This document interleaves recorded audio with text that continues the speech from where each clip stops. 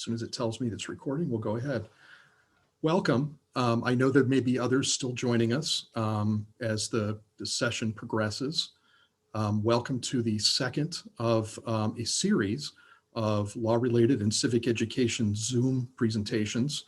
We had a program back in October on voting rights and celebrating landmarks in American history. Today's program is a conversation about the rule of law and particularly the role of the judiciary. My name is John Wheeler. I work here for the Iowa State Bar Association. I run their Center for Law and Civic Education program.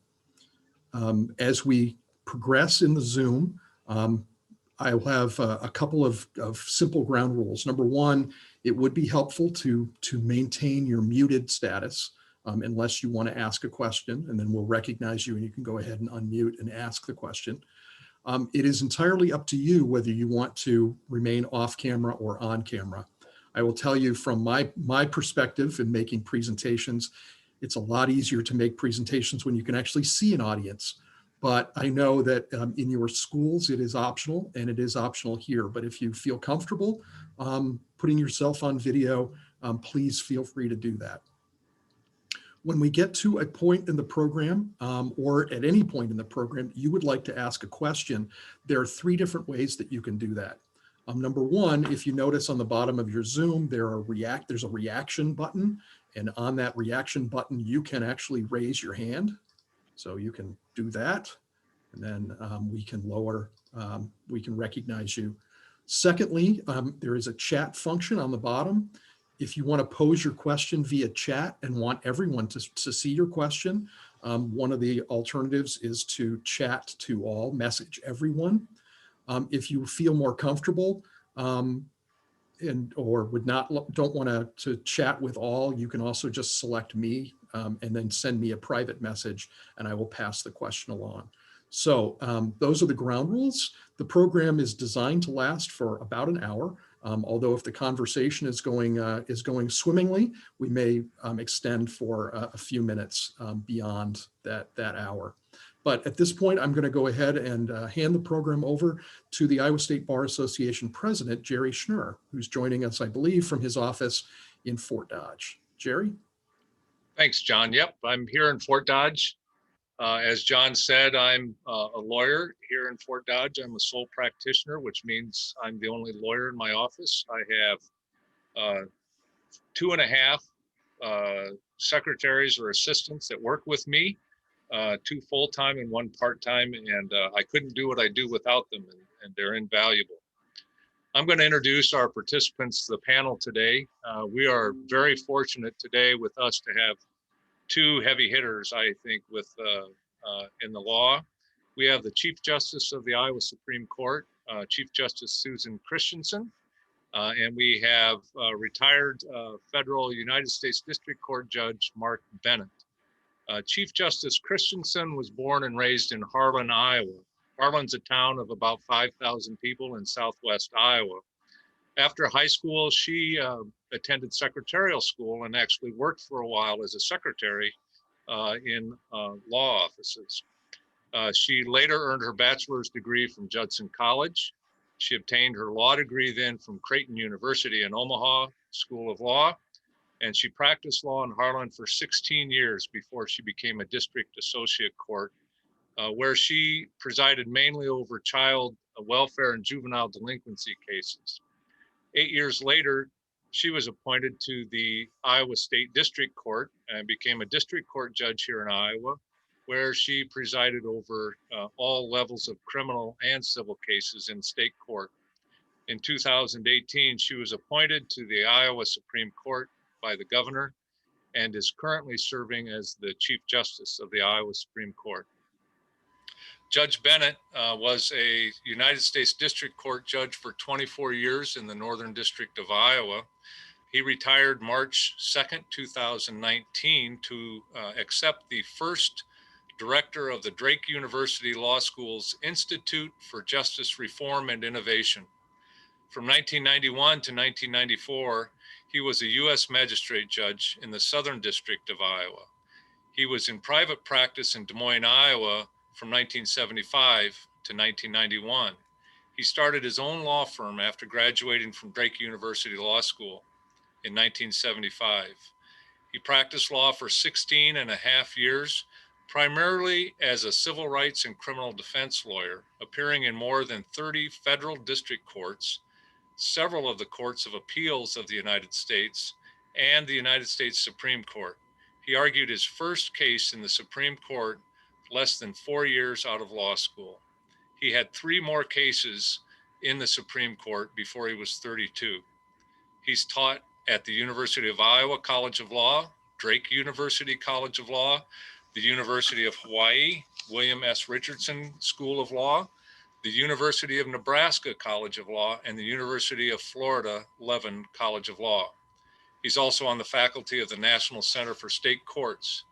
He has authored 28 law review articles in the past 10 years, including 2 on white-collar federal sentencing, 5 on aspects of implicit bias, including an empirical study of state and federal judicial sentencing, and several others on federal issues intersecting law and cognitive psychology.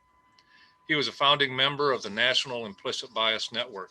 He's been involved in educating more than 4,500 state and federal trial and appellate judges from Alaska to Florida and Maine to Hawaii on implicit bias, and many more lawyers and court staff. He was the first judge in the nation to discuss both implicit bias with the potential jurors and to give a written instruction on implicit bias. He's authored numerous other articles, most often about judging and trial lawyers. He's a co-author of a book on employment law and has spoken at more than 525 CLE programs in 41 states and several foreign countries. He sat as a judge by designation in district courts in Arizona, Idaho, Florida, North Dakota, North Mariana Islands, as well as the 8th and 9th Circuit Courts of Appeal. We're very pleased and proud to have Chief Justice Christensen and Mark Bennett, Chief and retired Judge Bennett, with us today, and we look forward to their comments. As John said, this is a panel that will discuss the rule of law and the role of our judiciary and our courts and the independence of courts. So maybe it would be good if each of you would talk a little bit about what your understanding is. What is the rule of law? How should we understand what is meant by the rule of law when we hear that? That's a term we're hearing in the press, in the news, on television and commentary today. So when somebody talks about our country is founded on the idea of the rule of law, tell us what that means, if you could, please. I'll let either one of you, I'll let you two. I'll go first on this one because I have a feeling that I'm going to give a brief answer. And this guy, you heard what he has done. He's retired, but wow, his accolades are amazing. From my perspective, when I was going from the district court to the Supreme Court, that was talked about a lot. People who were interested in knowing what would you be doing if you were up there, and they wanted to know about what's called judicial ideology. And so, what that means is, what do you think is the role of a court system and the judge? And so, to me, the rule of law means we are more than just what the general populace says. We are more than what the legislature puts out there in statutes. Just because a lot of people in the state of Iowa think the new law X is the greatest idea since sliced bread, it may not be the right thing to do. It may infringe on somebody's personal rights. It may be a problem with our Constitution. So just because the will of the people say, by gosh, we're going to make that new law, it's the rule of law that as judges, we are required to honor. So there have been times, I know both Judge Bennett and I would say this is true. There have been times when we have ruled as a judge because it was the right thing to do. It was the right thing to do, but in our hearts, maybe we kind of wished it had gone the other way. But we are obligated and committed to following the rule of law, regardless of what the public interest is. So I'll pass it off to you now, Judge Bennett. Okay, thank you, Chief Justice Christensen. And if the students aren't inspired by her story of starting as a legal secretary and working her way up to the Chief Justice of the highest court in Iowa, I don't know what would it take to inspire somebody. I'm incredibly inspired by it. Aristotle wrote a long, long time ago, and he said it's more important that law govern than any of the citizens. And so that's kind of the original definition of the rule of law. I don't have anything to add to Chief Justice Christensen. She gave the best definition of rule of law I've ever heard. So I would be an idiot to try and say anything other than the Aristotle quote. What do you think the role of the court is in the rule of law? You know, in our system, we have three branches of government in the state and federal constitution. We have the executive, the legislative, and the judiciary. And so if you could comment, what is the role of the court? And when we hear this term, another term that we're hearing a lot about lately is independence of the court, judicial independence. Comment about that, talk about that, so we have a better understanding of what is meant by that and in our system. Chief, you want to go first? I'd say your turn. I went first last time. Okay, that's a fair turnaround. Well, the role of the courts in our system is very critical because the legislative branch makes the laws. On the criminal side, the executive branch enforces the laws, but the judges have to decide how to apply the law. And that's why it's so important that we have an independent judiciary, that we're not unduly influenced or influenced at all by outside pressures. And so the role of the courts is basically to apply the law as fairly and as independently as possible. And I would add to that, on a more pragmatic level, we'll give you a little bit of both. On a more pragmatic level, it's also the role of the courts to help thousands of people. Also, I speak more in terms of Iowa, but you know, of course, our whole country. But it's to help people obtain justice and to resolve their disputes. In my court, I'm a state judge, and Judge Bennett is a federal judge. So in my court, we interpret the state constitution. Sometimes we have to get involved in the federal constitution, and sometimes Judge Bennett, through his job, would ask us to answer a question for him as a state judge so he could help figure out and unravel some federal issue. So I think also the role of the courts is to make sure, in the Iowa Supreme Court, we establish rules and procedures for the entire judicial branch across the state too.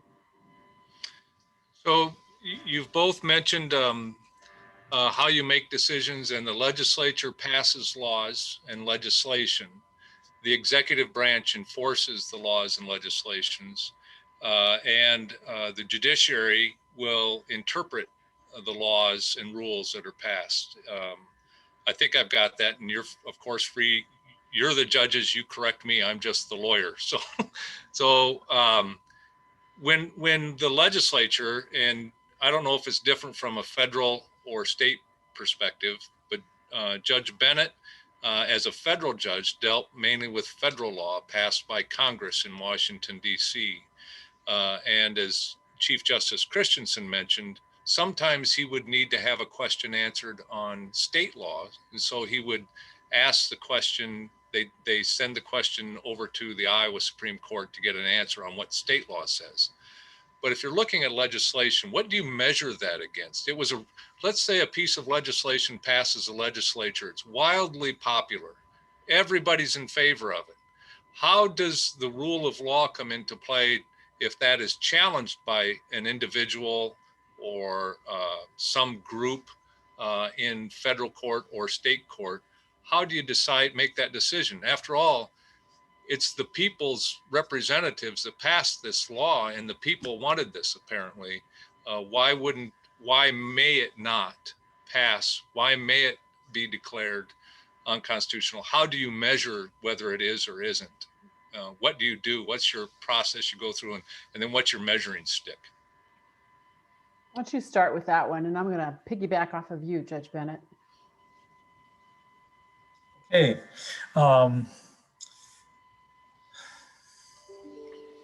Just because a law is popular, and just because a majority or even a huge majority of the citizens like the law, or because it passed the legislation by near unanimity, virtually unanimous, doesn't mean that it's constitutional. And that's part of the judicial independence that we've talked about and the role of the courts as an equal branch of government. So when you're presented with a state or federal constitutional issue, the judge has to look at if there's any history behind the legislation and look at precedent, either from the Iowa Supreme Court or the United States Supreme Court or both, and then make our best judgment free from any outside influence as to whether we think the law is constitutional or not, setting aside our own personal feeling. As Chief Justice Christensen said, every judge, I would hope, has made decisions based on the rule of law that maybe they didn't personally agree with, but they felt compelled to rule that way because of the precedents from the higher courts that we're bound to follow. So that's basically the procedure that I used in deciding whether something was constitutional or not. And I agree. It doesn't matter if it's state or federal, same process. Something that I would add on to that is, unlike the legislature, which they unabashedly and are supposed to be listening to their constituents, that is their job, or they probably won't be voted back in office again if they continue to do only what they want and don't listen to the public.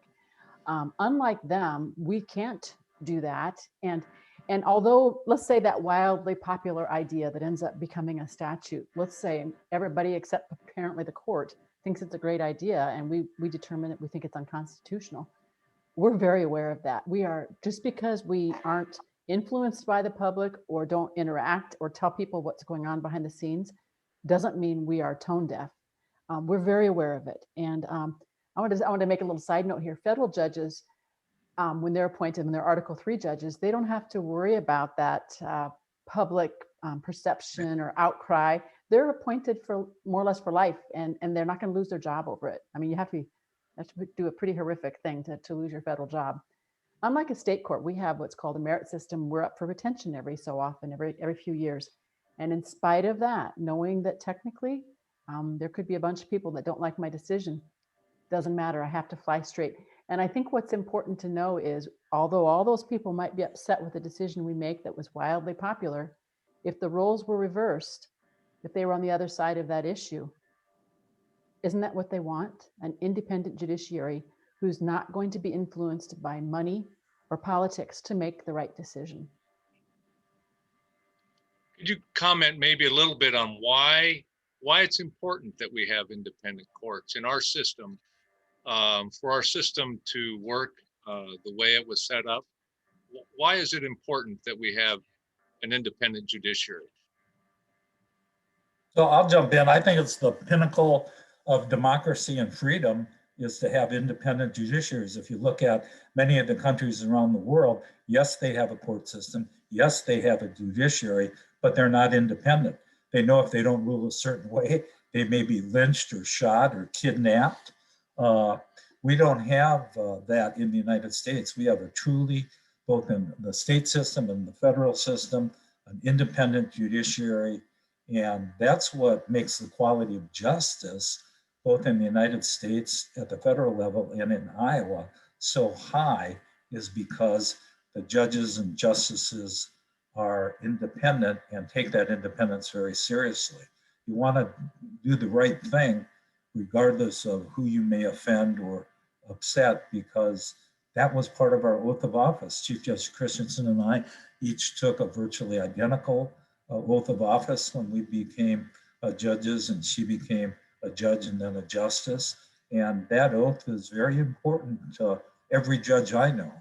And so that's why it's so critical to have an independent judiciary. I also think on that independence, the saltier I got, the more experienced I got, I think the better I got at relaying my message, my ruling from the bench. For example, I was one, everybody knew I was one to usually rule from the bench when I could. I knew what it was like to be a lawyer of somebody who just needed to know the answer. Even if the order can't be filed for a few days, what's she going to do? So I tried, and I think many times, as long as people understand they were listened to, they had a fair opportunity to present their case. And as long as they understand that we are literally the scales of justice, and if we let them know why we came up with the decision we did, that we analyzed the facts, I applied the law, I listened to your lawyers argue, I have been pleased with how accepting people have been. Disappointed, absolutely. but accepting. So I think that delivery is important as well to help people understand it's critical for us to be independent. Or as the judge said, we would just potentially have craziness going on, and out of fear and retribution, we'd be making the wrong decisions. I wanted to talk a little bit about another term that we've heard is jurisdiction. And we hear that from time to time. Whether a court has jurisdiction, whether something is, a body has jurisdiction. Maybe talk about it from the federal perspective, and then Chief Justice Christensen from the state perspective. And we're talking about, explain to us what is meant by that term, and then how that plays a role in the court's work and what comes before the court and how the decision making takes place then. Well, jurisdiction is very important in both state court and federal court.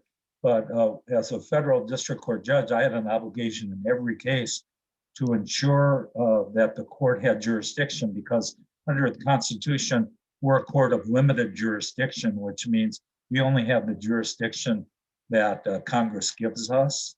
And so the two major types of jurisdiction on civil cases in federal court are what are called federal questions. So if a case arises under a federal law, we have jurisdiction. And what's called diversity of citizenship.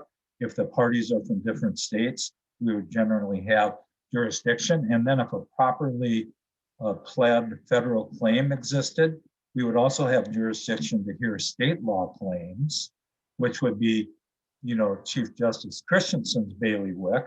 But and I liked hearing state law claims because it kept me current on Iowa law. But if it was very unsettled, while I had the right to decide the issue myself, I thought it was much better to send it to the Iowa Supreme Court so that we would get a ruling on Iowa law that was being applied by me in federal court by the Iowa Supreme Court, because there used to be 9, now there are 7 justices, and they're the ones that ought to be interpreting unresolved questions of state law. And then they send me a very detailed ruling, and then I apply that ruling in my case. But we had an obligation in every case to determine that we have jurisdiction. Before you comment, Chief Justice, that you made a very interesting point, I think, Judge Bennett, where if you have a question of state law as part of your federal case and you're not clear of the answer, you felt uncomfortable making that decision, and rather than the federal court making a decision, you relied on the decision from the state court. Why is that important? Well, to me, it was important because they deal with state law every day in their job. They're the experts on state law, and there are 7 of them. So I would have much more confidence in a ruling by 7 justices from the Iowa Supreme Court than in any ruling that I would come up with, even though I would work very hard to get the correct ruling. I just felt it was more appropriate. I know federal judges that never ask the state court what state law is. They just figure, well, I'm a federal judge, I can do what I want. And you can, but it's a question of, should you do that? Where's the better court to make that decision? And getting back to the jurisdiction, it just means that we have the power to decide a case, that it's properly within our court. That's probably a good way to explain jurisdiction. Thank you. Chief Justice Christensen, if you'd talk about the idea of jurisdiction and your experience all the way from maybe at the time you practiced. That's what I was thinking of. Until Chief Justice. Well, even as a lawyer, I live on a border state, and I actually went to a Nebraska college. I intentionally never took Nebraska bar exam. I only wanted to practice in Iowa. So I dealt with it on a very regular basis as a lawyer too. So maybe somebody lives in my hometown and the spouse lives right across the river and they want to get divorced. Which state applies? Well, it depends. Who's filing? How long have you lived here? That's called jurisdiction. And if somebody would file wrongly in Iowa, for example, and you get all the way to the trial or maybe even appeal, jurisdiction is always relevant, always. There's not like a window of opportunity you have to bring it up. Like some things die on the vine if you don't bring them up. Jurisdiction is always, always absolutely 100% critical. If you don't have it, you have no power to do anything. Even if you've already done something, you have to stop. And so I wanted to comment on the issue on the questions, the federal questions, the certified questions that come to us from the Judge Bennett's of our federal district. We take those very seriously. I think it's a matter of respect by Judge Bennett to ask our opinion. And it's also an issue of respect for us that you asked us. And so having the opportunity to be in that position is extremely important to us. But I also wanted to comment on that of all the cases out there, according to my law clerk, I asked her to look this up. By the way, law clerks are lawyers, young lawyers who've graduated from law school, and they sign up to work for a judge. It's a real job. Some work for maybe a year, some for 2, and some might become career law clerks. But anyway, my law clerk, I asked her the question, people don't always know the difference between federal and state cases. What do you think is the difference in numbers? And apparently about 90% of all cases heard in the American court system happen at the state level. That surprised me, but I got to thinking, well, there's 50 states and then we get together. So anyway, the jurisdictional issue is extremely important between states, between the state and the federal government, and I'm sure between districts at the federal level as well. So one of the topics that Judge Bennett talked about with jurisdiction, Chief Justice, was the subject matter, the types of cases that can be heard. And he mentioned about limited jurisdiction, limited to Right. questions involving federal law or diversity of citizenship. Is that different than state court, or how does that play into state court? You mentioned, I think in the introduction, I indicated when you were a district associate judge, Right. you were juvenile cases, custody cases, and so forth. I have a wonderful diagram. If I had had the wherewithal, I would have put it up about now. A wonderful diagram of the Iowa judicial system and the different levels of jurisdiction. And the easiest one to start with is called a magistrate. And actually, I believe many Iowa citizens, if they have any interaction with the judicial system, it is often with a magistrate. Yep. A magistrate is usually very well known in his or her community. They're doing it usually part-time. They're probably a lawyer on the side, the other part-time, but they're the ones who you will see when you get a speeding ticket, or maybe when a neighbor has a dispute across the street with someone owing him some money for a transaction or something. That's called small claims. So a lot of the very routine legal matters are heard by a magistrate. And in Iowa, they have simple misdemeanors, which is the lowest level of crimes. They can handle any simple misdemeanor. They also do all the mental health commitments, and they can do small claims up to a certain number value. Jerry, you probably know the value. What's the dollar sign now? $6,500. Thank you. See, $6,500. If you have a dispute, I thought that was interesting as a district court judge. I would see disputes that were like for $8,000, and the plaintiff would intentionally say, I'm willing to ask for $6,500 because I want to go through small claims. I want to get this over with. It's a fast track. It's very user friendly. Many people don't have lawyers, and they get in and they get out. The next level is called a DAJ, a district associate judge, and that's what I was for 8 years. My jurisdiction was anything juvenile.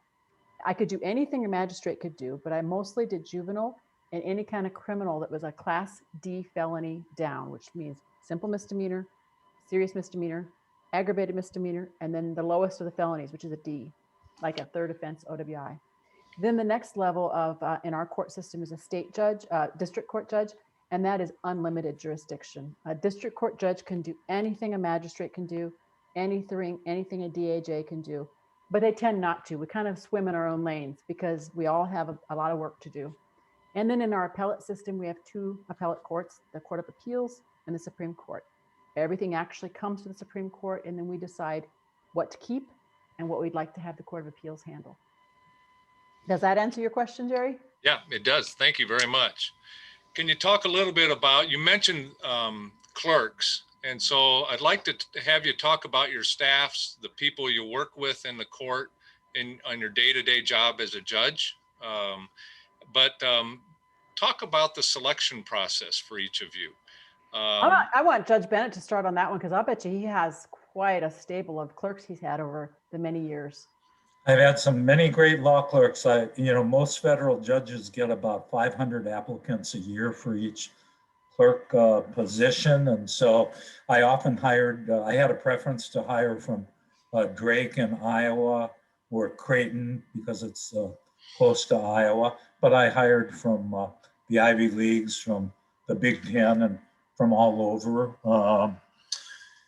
And law clerks were, great. They were great assistants to judges. They're lawyers, but they do a lot of the initial legal research, and we really couldn't do our job without it. I was very lucky that my secretary also had a law degree. She was a Creighton Law grad, and she didn't really practice law, but she was able to draft short rulings and get things out very quickly. And we tried to work very quickly because, like Chief Justice Christensen, justice delayed is a justice denied. And so the law clerks are very instrumental. And if you think of the federal courts, it's quite similar in some respects to the Iowa courts, but I like to think of it as I only did well in one math class, and that was geometry. So I remember an isosceles triangle. It has two equal legs. And so think of it as a pyramid. So at the bottom of the pyramid, that's where I was. I was a federal district court judge. That's where all the trials take place. So in my career, I had over 400 jury trials, some criminal, some civil. And then we also have magistrate judges in the federal system, and they would work with, our magistrate judge would work with me, and they would handle a lot of the pretrial matters. And then once I ruled on something, if it was the final ruling, a party had an absolute right to appeal to the Court of Appeals. It was the 8th Circuit Court of Appeals, which was made up of Minnesota, both Dakotas, Iowa, Nebraska, Missouri, and Arkansas. And they would get a 3-judge panel there. And they almost always had to hear the appeal. And then from there, if a party was dissatisfied, they could appeal to the United States Supreme Court. But the United States Supreme Court gets about 6,000 appeals a year, and they only hear about 80 cases. So the chances of getting your case heard in the United States Supreme Court are not very good. But it's a very similar structure to the Iowa court system. Could you talk a little bit about how you were selected? What was the process, Judge Bennett? And then I'll ask the same of the Chief Justice. Tell us a little bit about the selection process in the federal system, and then we'll hear about the system we have in Iowa. Well, federal judges serve, as Chief Justice Christensen mentioned, for life tenure. So you never have to retire. As a matter of fact, we had 2 judges in our district. One was 92 when he passed away, Judge O'Brien, and one was 96, Judge McManus. They never were required to retire. They took what were called senior status when they reached, well, they were both quite beyond 65. That was the earliest they could have. And then they can reduce their caseload. And when Judge O'Brien gave notice that he was taking senior status in Sioux City, I applied. There were about 65 lawyers that applied. And in the federal system, it's the senior congressperson or senator of the same political party as the president that actually makes a recommendation to the president. So Senator Harkin interviewed 12 of us on a Saturday. And after the interview, he sent the names of 4 of us to the President of the United States. It was President Clinton back then. And about 1.5 years went by, and you had to fill out hundreds and hundreds and hundreds of pages of forms for the IRS, for the FBI, for the Senate Judiciary Committee, for the White House, for the Justice Department. And then it's a long, arduous process. And then about 1 year and 3 months into it, 2 of us were invited to interview at the Justice Department. And our interview was supposed to be with the Attorney General of the United States, but she had an emergency. So I interviewed with 7 Justice Department officials. And then many more months went by. And all of a sudden I got a call one day from Senator Harkin. I wasn't politically active, and it's kind of a political process. As a matter of fact, I had never met Senator Harkin until he interviewed me. And I got a call from Senator Harkin. I was traveling, but I called him back, and he said, "Mark, I just want you to know that the president nominated you earlier today." And I was in such shock that I said, "But Senator Harkin, you're talking to Mark Bennett." I think it must be one of the others that got nominated. And he said, no, it's you. And I said, are you sure? He said, what do you mean, am I sure? Of course I'm sure. And then after I was nominated, I had to go to Washington and have a confirmation hearing in front of the United States Senate Judiciary Committee, just like a justice on somebody being appointed to the United States Supreme Court. The process is the same. It's not nearly as well known, or you don't have all the attention. And I was saved by my 3-year-old daughter. So I was sitting at a table in front of the Senate Judiciary Committee, and I got asked the question, and my daughter broke loose from my wife and ran up, and I picked her up and sat her on my knee. And the tough question stopped, and there was only one more question by a United States Senator. I'll never forget it. Senator Carol Moseley Braun was the first African-American female senator in the United States Senate. She was from Illinois. And she leaned over the bench, and I had introduced my family, and she said, Sarah Bennett, are you proud of your daddy? And my daughter's very shy, and she had her head down, and she had pigtails. And I was thinking, come through for me, come through for me. And she nodded her head like that, and her pigtails were flying in the air, and the Des Moines Register got a picture of it. And so I tell my daughter, I wouldn't have become a federal judge without her nodding her head like that. And then the Senate Judiciary Committee, I was unanimously affirmed by the Senate Judiciary Committee, and then sent to the full Senate, unanimously confirmed by the United States Senate. And then the president signed my commission on September 4th, 1994. I became a United States District Court judge. I could have served my entire life, but I decided to retire because I love working with students, and the opportunity to teach at Drake was just a phenomenal opportunity for me. So that's my story. Thank you, Judge. Chief Justice Christensen, could you comment a little bit about the selection process, and then the clerks you work with at maybe at the various levels, even in the state court? Sure. Well, first of all, I enjoyed hearing that. I have never heard Judge Bennett's story about that. And it's funny how we all remember, probably remember, exactly where you were when you got the call. I think we all do. When you're a lawyer at a state level, you apply when there's an opening. You don't get to just we don't have the luxury of picking when to become a judge. You become a judge when a judge dies or retires, and that's about it. In Iowa, though, you can pretty much predict when there are going to be openings, because we have mandatory retirement age at 72. And as long as you can figure out the age of some of your local judges, you can figure out when they must step down. So I started applying for judgeships when I was probably too young of a lawyer, but I knew I wanted to be a judge. So I have been told no way more than I've been told yes. But I learned each and every time that I was told no, and then I would go back in. I never did not apply. Whenever there was an opening, I applied. Sometimes I got out of commission. More often, especially at the beginning, I did not.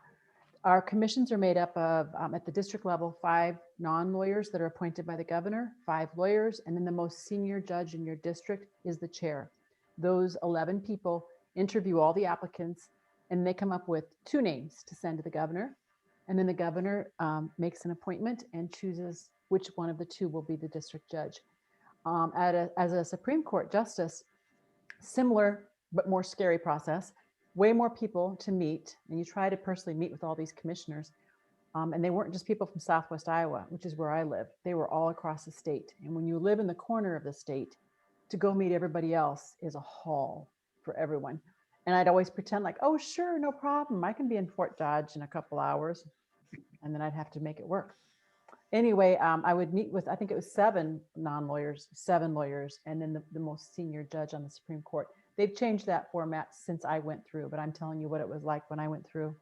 And then, so I was nominated. When you're in appellate court in Iowa, there's 3 names that come out of commission. I was one of the 3 back in 18, and we went to the governor, and then she called, and I was the one that was chosen. I wanted to back up to when I became a district judge, something that reminded me of Judge Bennett when he thought they were mistaken. Surely you meant somebody else. Governor Branstad appointed me to the district court. And when he called me to become a district judge, I'd already been a juvenile judge for 8 years, but I got the call from Governor Branstad, and he told me it was me. And I remember, of course, you're excited to talk to the governor, but I so wanted to hang up and call my family. You don't want to be rude, But I also really, really want to tell some people because I want to scream from the mountaintop right now, but I'm trying to pretend like this is cool. So anyway, we hung up. I made my obligatory calls. I called my dad, my husband, my kids, everybody. I was screaming from the mountaintops. And my phone rang again. It was my cell phone. And I looked at the number and it looked familiar. They weren't in my contacts, but I think it was that same 515 number that had just called me. I swore it looked like the governor's number. So I answered it very cautiously. I said, hello. And I could tell from his voice, it was Governor Branstad again. And he goes, hello. And I said, Governor Branstad? Yes. I said, this is Susie Christensen. Did you make a mistake? I mean, I thought, why are you calling me back? I've already told everybody. He butt dialed me. It was a butt dial. And that was the best conversation. We talked probably 10 minutes and I was more relaxed. I was more receiving of what he had to say. I honestly don't even remember what he said the first phone call, other than I got the job, because I just wanted to hang up and scream and tell my family. But the second phone call was way more relaxing. So that's how I became a judge. And it was fun to hear Judge Bennett's story too. That's great. And what kind of And Jerry, can I ask, I'd like to ask the chief a question if I may. Sure. Aren't you incredibly impressed by the quality of state court judges in Iowa? Oh, People yes. who are willing to give up their private practice and their clients. I'm actually using that as a pitch. Sacrifice. Yes, I'm using that as a pitch. I am on behalf of the judiciary asking for the legislature to give us a raise, a 3% raise. Since 2010, we've only had 3 raises. And I talked about these lawyers, when they decide to become judges, they know you are not going to get a settlement. You are not going to get a windfall. And if you look at the history, you're probably not going to get a raise very often. And so for people to do that knowingly, we don't want someone to jump on board as a judge as a form of retirement. We want them to be hungry and work hard and think of this as building their career, not ending their career. And so very much so. And Jerry, yes, you asked me also about staff every step of the way. When I was a secretary, when I was a lawyer, my secretary was my right hand. Any good lawyer has a fantastic staff. And clients are crazy if they don't know that. If you're rude and abrasive to the staff, probably not going to have a relationship with that lawyer. I've had times where I said no to people because my long-term secretary said, he or she's a jerk. Nope, I don't need any jerks. So, and then when I became a judge, my court reporter was my right hand, and that's the person who takes the record down, every word, just like Judge Bennett, when he was a trial judge, you have to have somebody making a record, and that's a court reporter. And we also had law clerks at that district level. But to be honest with you, at the state level, we just don't have enough money. The 4th district, we have 8 district judges, 4 district associate judges, and we had 1 law clerk total. So the DAJs didn't get to use the law clerk at all. We just knew we wouldn't get to. And the district judges pretty much, sadly, were using them pretty much for summary judgments, which isn't much fun for a law clerk. You want to do some of the other stuff, but a summary judgment requires a lot of digging into the record and stuff. And now at the appellate level, I have, as the chief, I actually have 2 law clerks, which I greatly appreciate. My goal would be, I haven't said this out loud, I think every justice and appellate judge should have 2, maybe a career law clerk, and then what I call a rotating law clerk. So we couldn't do it without them. And then we have state court administration, who are the people in charge of keeping the train on time, helping with our clerks of court schedules and our docket. Lots of people to make this work. Can you talk a little bit? You both have had experience in trials. Judge Bennett has spent most of his career in the trial level, but Chief Justice Christensen has too. And could you talk a little bit about trials, a typical, what happens in a typical trial, and who the players are, who's involved, the lawyers, the judge, the court reporter, the jurors, the witnesses? Just comment a little bit about those, the roles they play, the roles they fulfill in a typical trial. I'll go first because I have a feeling Judge Bennett's recitation is going to be extremely broad and rich.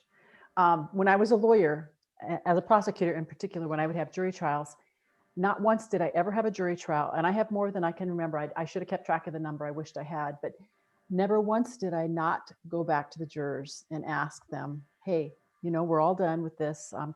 How can I become a better lawyer? Is there something that you really liked, something you didn't like? And I honestly believe what I heard from those people made me a better lawyer, more so than a lot of other opportunities I had, like in law school or whatever it may be. So to me, one of the most important aspects of a jury trial, whether you are a lawyer or a judge, is being aware of your audience. You have got to make sure that they are comfortable, literally and figuratively. That the seats, one juror told me in the Harrison County Courthouse, these are the worst chairs I've ever sat in. Oh my gosh. One of the clerks is very handy. She ended up making handmade 12 cushions for our chairs for the next trial. Who'd have thought? Nobody ever asked, are you comfortable, for example. So anyway, and as a district judge, I was always very conscientious of making sure people were comfortable, giving comfort breaks every so often. I allowed them to bring something into the courtroom to drink. A lot of judges wouldn't. I did, as long as it had a lid. I mean, I wanted one. You saw me probably taking a drink of my pop. I also would make sure that people could hear, just trying to make sure it goes smooth. I also would not, everyone knew I was not one to tolerate shenanigans. I was in charge of my courtroom I hope in a very passive way, but if I needed to be, I made sure that the shenanigans did not happen. And when you have somebody who's being sentenced to life, or maybe something's being said that they totally disagree with, you can see a lot of misbehaving, and there's a lot of emotion, a lot of anger, a lot of issues to deal with. So I think it's the job of a judge to juggle all of that. And I haven't even mentioned our role in making sure lawyers behave and that lawyers are prepared, and lawyers don't keep a jury waiting. Lawyers, you better have your jury instructions, because I'm not wasting this jury's time.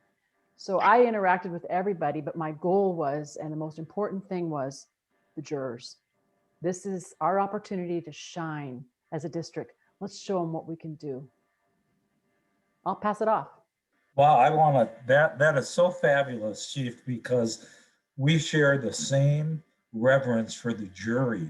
And so in my first year as a federal district court judge, I had a woman sitting in the front row who was quite elderly. And she raised her hand in the middle of the trial and she said, "Judge, I've got a question for you." I didn't exactly know what to do, but I said, "Well, what is it?" She goes, "How come you have something to drink, the lawyers have something to drink, the witnesses have something to drink, but we don't have anything to drink?" And I said, "That's a great question. You're not going to like my answer because it's always been done that way, but I'll tell you what, we're going to change that. So from now on, you can bring in." So I actually went out and had cup holders installed in the courtroom so that the jurors could bring beverages in. And so I just revered the jury. Everything I did was aimed at making jurors an ambassador for our court system. So it was so interesting that you mentioned that you went back and talked to jurors because you wanted to improve your craft. From the very first day I started as a judge, I designed a jury questionnaire, and I would tell the jurors about it in jury selection. I would say, at the end of the trial, after you've reached a verdict, I'm going to give you a questionnaire to take home. You can fill it out, and you get to evaluate me as a trial judge, and you get to evaluate the lawyers. And so I did that in every single trial. And then when we got those questionnaires back, we would send the responses for each lawyer to the lawyer so that they could see what the jurors said about them. And I think it helped empower the jurors. And I also did something, I waited till about the middle of my career to empower jurors, but I was always opposed to jurors being able to ask questions. But I was speaking at a group down in Texas, and I was having lunch with a bunch of Texas state trial court judges, and they said, "We've had questioning of witnesses for years." So I tried it, and I really liked it. And jurors asked great questions. And to me, they paid more careful attention, knowing that they could ask questions. And I think of the hundreds, if not thousands, of questions that jurors were able to ask witnesses, I think only one was objected to. And I hate to say this, but half the time their questions were as good or better than the questions that the lawyers asked. And I always gave the lawyers an opportunity to object to the questions, but I call them up the sidebar. But there was very seldom an objection because the jurors were asking really good questions. So I think it's really important that jurors be treated with great respect. They're mentioned in the United States Constitution in 3 or 4 different places, and I would tell them they're constitutional actors.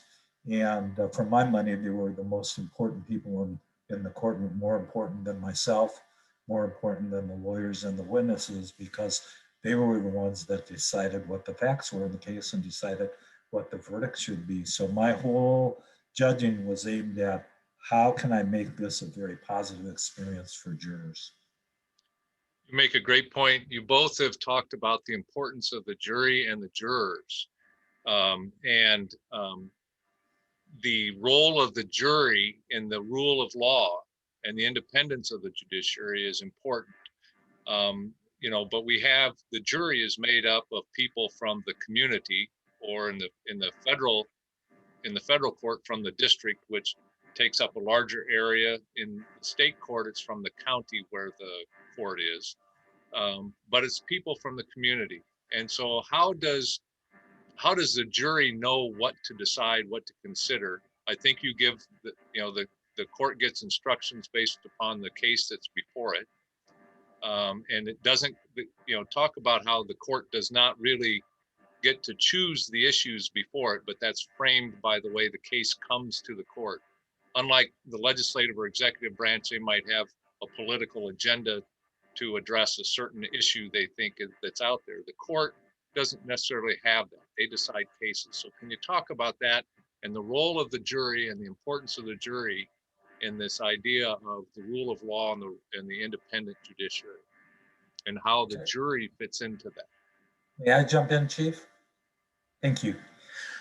So jury instructions are the way that the judge communicates to the jurors what the law is.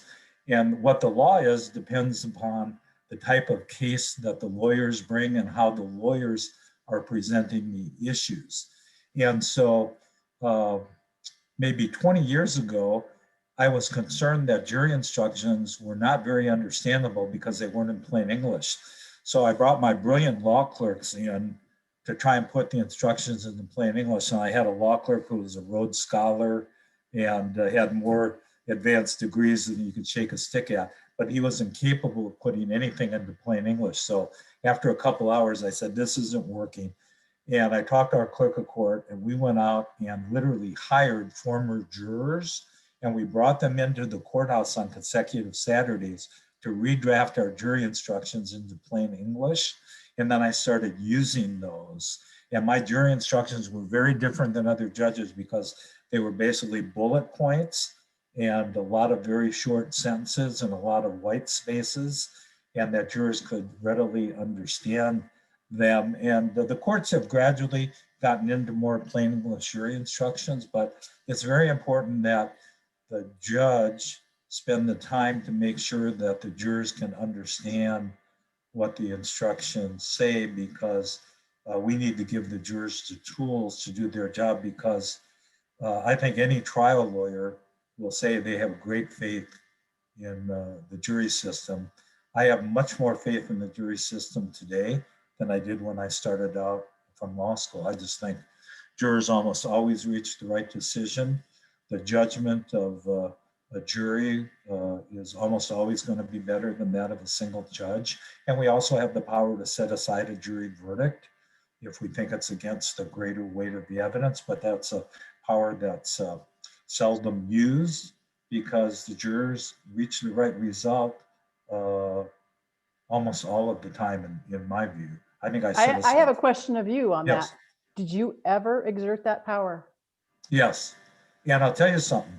When I did it 4 times, and I wrote a letter to each of the jurors, including a copy of my ruling, and explaining that while I had great respect for the work that they did, and I knew they did their very best, there were legal issues that kind of were unanticipated that, the parties raised after the trial, and I felt compelled to set aside the verdict, but it wasn't because of anything that the jurors did. But I didn't want them to read about it in the paper and think that I just willy-nilly disregarded what they did. And I remember when I went to go talk to jurors as a judge for those 12 years or so, after jury was over, trial was over, they'd put their verdict in. I'd always take my robe off. It was my way of physically trying to be, I didn't want to be intimidating at all. And I'd walk into the jury room before I released them and say, hey, thank you for your work. And this was a wonderful opportunity for you to get to see the court system. Is there anything we can do better? Almost always the first question somebody would ask is, did we get it right? And I'm like, yeah, of course you did. I mean, that is your job. Whatever decision you made is right. I never was faced with a situation in my few years where I felt like I needed to undo it. That had to have been a very difficult decision. Yeah, it was Or wrenching, I should say, maybe. yeah, no, and Mhm. I gave it a lot of thought. And in one of the cases, it was it started off with 10 defendants and involved Sky Erickson, who was a 15-year-old who was killed by a gang, and 3 of these gang members went to trial. And I just didn't think the evidence was sufficient against one of the defendants, and so I took quite a while. I got it was a long, month-long trial. 10,000 pages of transcript. I reread it. I eventually set it aside, and I was excoriated in the community, which ties into the independence of the I was just going to judiciary. say, we kind of have ended where we started, the rule of law. It's kind of like that wildly popular statute. Here you have 12 people who said, this is what should happen. And you're going to say, I don't think so. That's People hard. came up to me on the street Yeah. that I didn't know and say, "You're Judge Bennett, aren't you?" I said, "Yes." "Why did you set aside that verdict? I can't believe you did that." Mhm. And, a 15-year-old was killed. And I said, "So you don't agree with my verdict?" And they said, "No, not at all." I said, "Well, I really appreciated the fact that you got a copy of the 10,000 page transcript and read it before you shared your opinion with me," being a little bit sarcastic. And then I explained that, jurors almost always get it right, but we have the power to set it aside. It's rarely used. And I said, "I'll be glad to, if you give me your name and address, I'll be glad to send you a copy of the opinion." But, that just ties back to judges have to do what they think is the right thing, whether it's going to be popular or not popular, right? Yeah. Jerry, there was a question in the chat from one of our participants that I I think see. goes along with this issue. It does. It talks exactly about what we're talking about. The question from one of the students is, how do you mentally deal and prepare for hard cases? I'm going to take a stab at that one. I have a feeling I have a pretty good idea of some of the cases that Judge Bennett may have had to see. But, of all the things that I have done, by far the most difficult ones involve juvenile court. Those are cases where you have children who are in situations where they are either in danger or at risk of being in danger. And you make decisions. I don't think I've ever really had a parent that didn't truly love their child. I know they did, but they were making some decisions that weren't in the best interest of the child.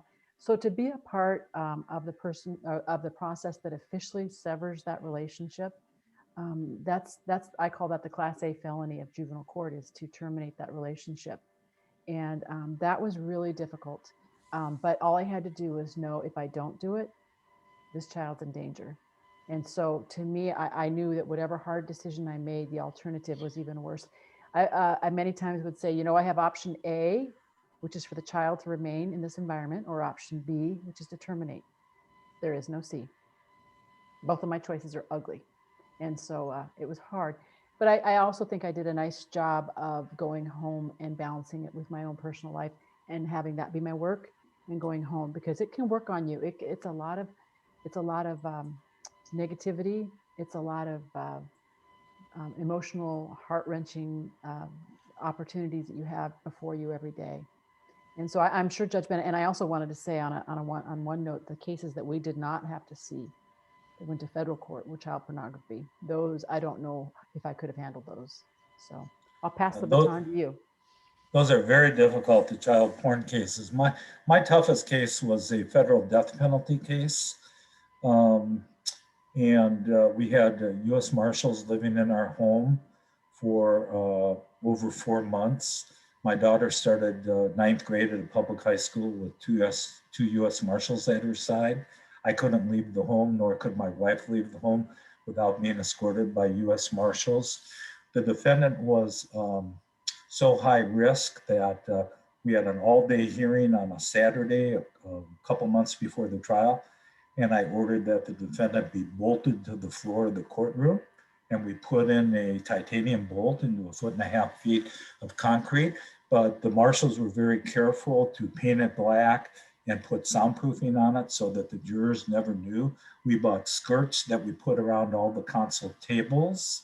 The defendant was so high risk that I also ordered that he wear a stun vest underneath his clothing, so that if somehow when he was being transported,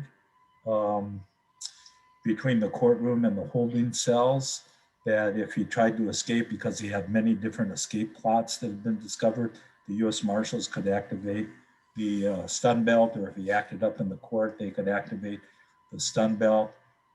It was so high risk that the jurors were all anonymous. I did not know any of their names or where they came from, neither did the lawyers. There was only one person, our jury clerk, who knew that.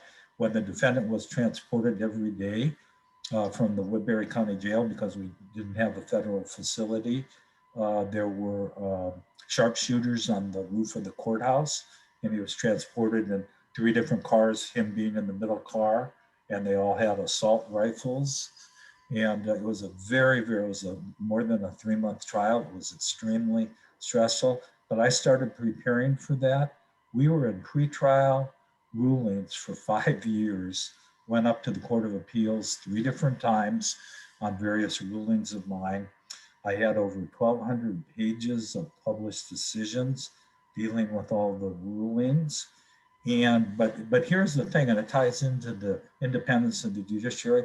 Despite all that security, despite the fact that he was high risk, he had been charged with killing 2 little girls who he had kidnapped because their mother was a boyfriend was a witness against him, so he killed 5 different people. He was charged with that, but he was entitled to the presumption of innocence. And even though it was a very difficult trial and great security, and I knew in my heart that I had to give him the fairest trial I possibly could. And I was able to compartmentalize all the security stuff and just put that aside and just say, my role in this trial is to be fair to the government, but to make sure that I give the defendant the fairest trial I possibly can. So if he is found guilty and given the death penalty, which he was executed on July 17th. I had already figured out who we were talking about by that. Dustin Honkin, yeah. Honkin. And, you know, and I started talking about hard work. I had never had a federal death penalty case. He was number 64 on federal death row, so it's very rare. And so I spent years reading articles and cases about the death penalty and stepped up that reading as we got closer and closer to trial. I mean, it consumed about 80% of my time. I still had to keep my other cases moving, but you know, it was a very hard case, a very stressful case for everybody, the jurors, the lawyers, stressful for the prosecutors, very stressful for the defense lawyers, stressful for the jurors. But you know, the rule of law requires that we take all of those measures to make sure that everybody was treated well and and that the defendant received a fair trial. And see, that's why I had him go after me, because I knew I wouldn't have a story like that. Closest thing I have is a guy who was charged with sex abuse, who became extremely vocal, outrageous, and inappropriate in front of the jury. And I had to keep dismissing the jury. And one-on-one, I didn't have a problem tongue lashing him, but I didn't want to do it in front of the jury. So I would pretend like, you know, okay, I'd let the jury go, and then I'd let him have it. And about the 3rd time, then I told him, I found we do have a rule that allows me to bind and gag him. So you may physically be in this room, but you ain't gonna move and you ain't gonna utter a syllable. And that finally got him to shut up. He was yelling things like fire, literally trying to freak out the jury, and just being an idiot. So that's the closest thing I've got to having to have somebody bolted down. Well, I'll tell you, Chief, I've actually never had a defendant act up in the courtroom. I was very lucky. Yeah, well, yeah. Yeah, I never did, but you know, the death, and I had a second death penalty case with his woman friend, and that was, we didn't have all the security, but it was high stress for everybody. Yeah, mine was more about emotions that were very difficult and long-term, maybe lifetime incarceration. Iowa doesn't have the death penalty, so of course we didn't ever have to deal with that. Right. But great stories. What I'd like to do is see if any of the students or anybody else online have any questions for the Chief Justice or for Judge Bennett. I think we've gone a little bit over an hour, and so any questions would be welcome if anybody has anything they'd like to ask. go ahead and type it in, and we'll make sure to get it to the Chief Justice and Judge Bennett.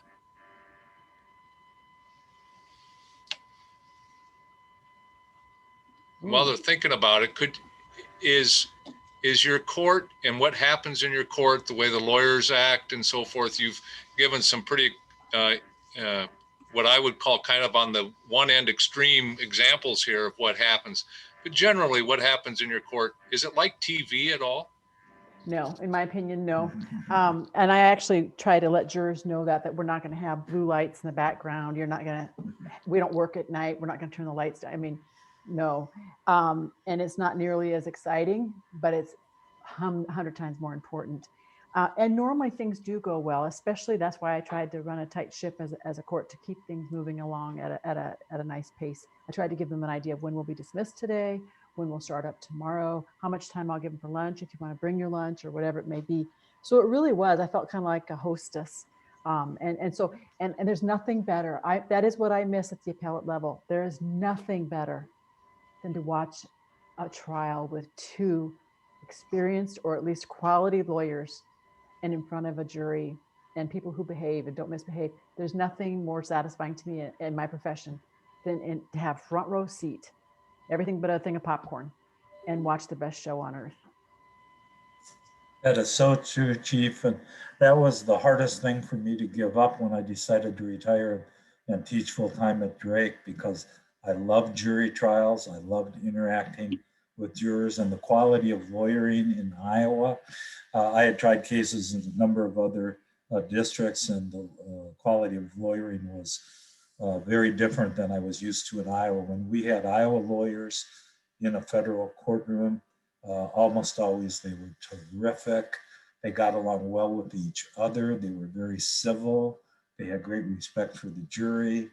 For the most part, 99% of the time, I got along really well with the lawyers, and it was just, yeah, it's the best seat in the house for the greatest show on earth. That's a great line. I'm going to copy that one, Chief, but it was really true. I feel so privileged having been able to be a trial judge in Iowa. It's just like the greatest experience in my life.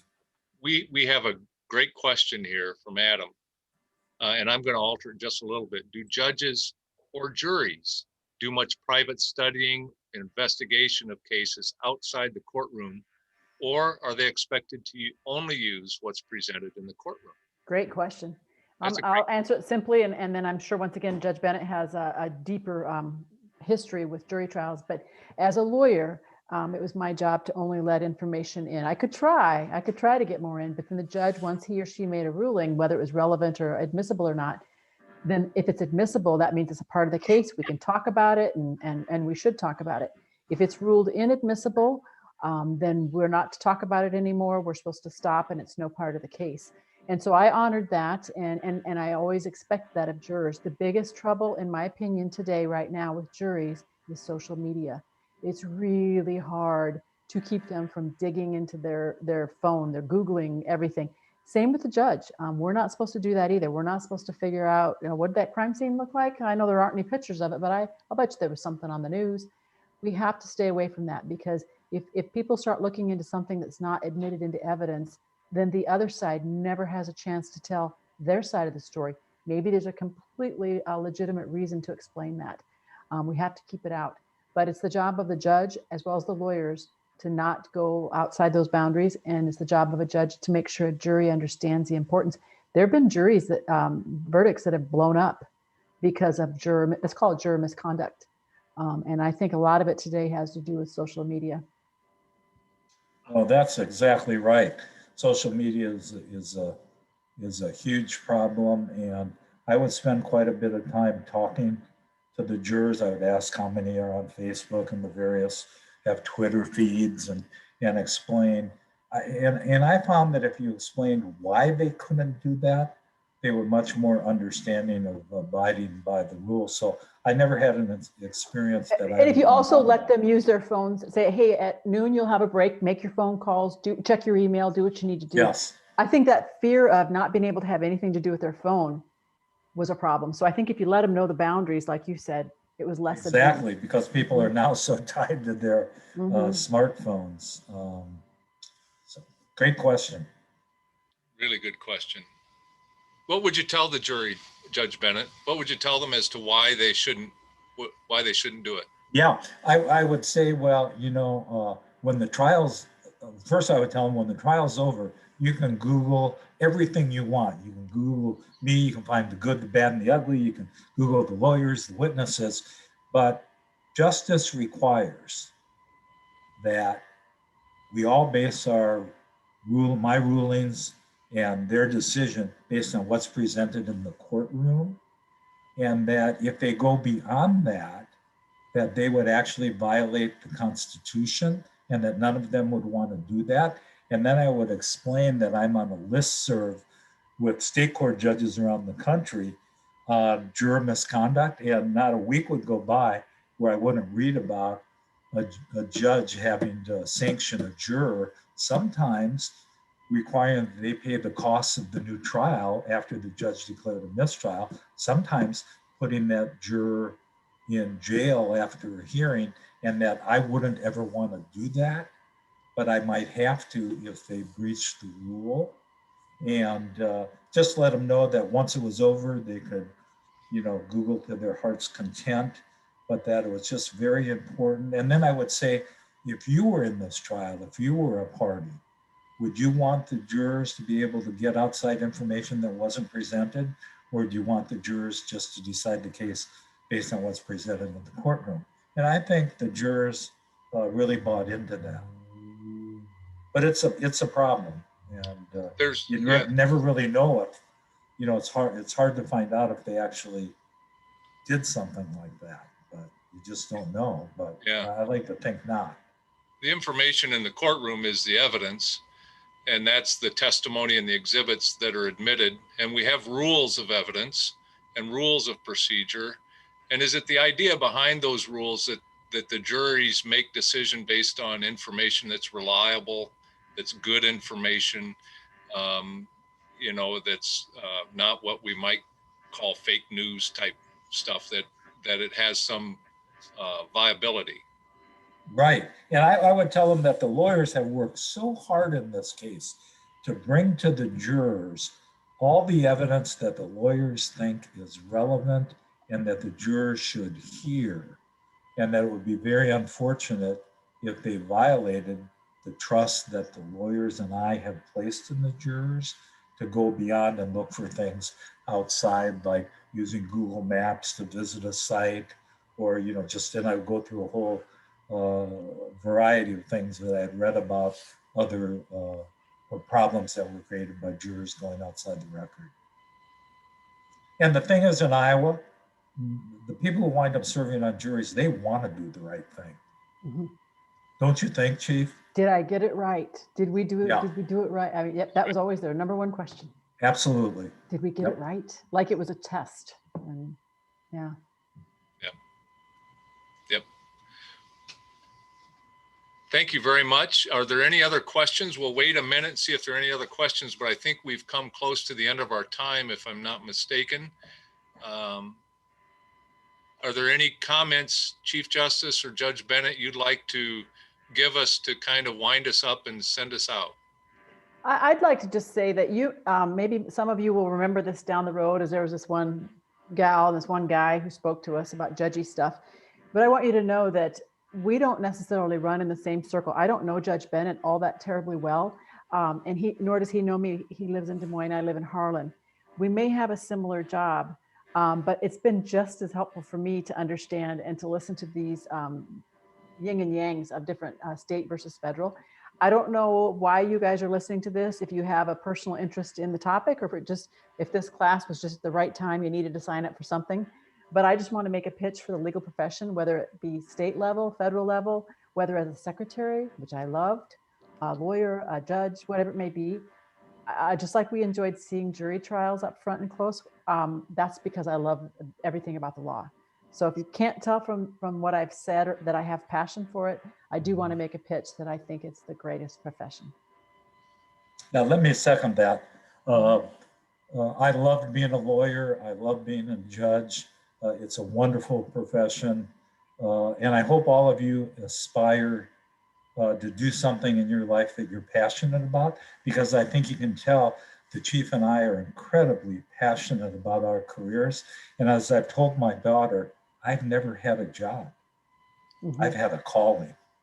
And so I feel so privileged to have had a calling, not a job. So whether you want to be a lawyer or a doctor or a ditch digger or an electrician or a nurse, whatever you do, pick something that you're passionate about and you'll have a very fulfilling life. Couldn't agree more. I have the same feeling for the law, and I love every day I come to the office. It's a challenge, and it's thrilling. It's a thrilling profession, and I get to spend some time in the courtrooms as a lawyer, and it's a thrill a minute, and it's important work, and you get to help some people out. So I want to thank Chief Justice Christensen for your time today. Thank you, Judge Bennett, also for your time. I really appreciate your work here today and your input for the students. I want to thank all the students for signing in and taking part of this. I echo the comments by Chief Justice Christensen and Judge Bennett. The law is a great calling, whether you are a legal assistant, a secretary, a lawyer, or Chief Justice of the Iowa Supreme Court. It's a great calling, and you have a great life where you get to help a lot of people and make a real difference in people's lives. Thank you, everybody. I do want to make one comment about Jerry. I'm not sure if everybody's put two and two together, but I am a state judge and Judge Bennett is a federal judge. Jerry is the, in my opinion, the top lawyer in the whole state. He is the president of the Iowa State Bar. The Iowa State Bar is the membership that I've had since the day I graduated from law school. And that is an affiliation of lawyers in our state who have passed the bar. They may not even live in Iowa, but most of them I'm sure do. And Jerry agreed. He wasn't told he had to do it. Jerry signed up for this, and during a pandemic, no less. So thank you, Jerry, for taking the time out of your busy practice to lead the Iowa Bar. Thank you. Thank you so much, Jerry. Thank you both. Thank you. With that, Bye now. Bye now. Bye. John, is there anything else we need to do to wrap up? I just want to thank everyone for participating. I do want to do a quick promotion. This, as I said, was the second in a series of law-related and civic education discussions. We are hoping to have one more this academic year, sometime in April, and we'd love to hear your ideas on what we should focus on. The first program, as I said, had to do with voting rights. This had to do with the rule of law and the role of the judiciary. Find a topic of law or civics that you would like some more information on, and we'd be happy to put together a program in April. So if you've got any ideas, go ahead and email me. My email address is jwheeler@iowabar.org. Again, thank you for our participants today. Thank you for our panelists, and I will stop the recording. The recording will be posted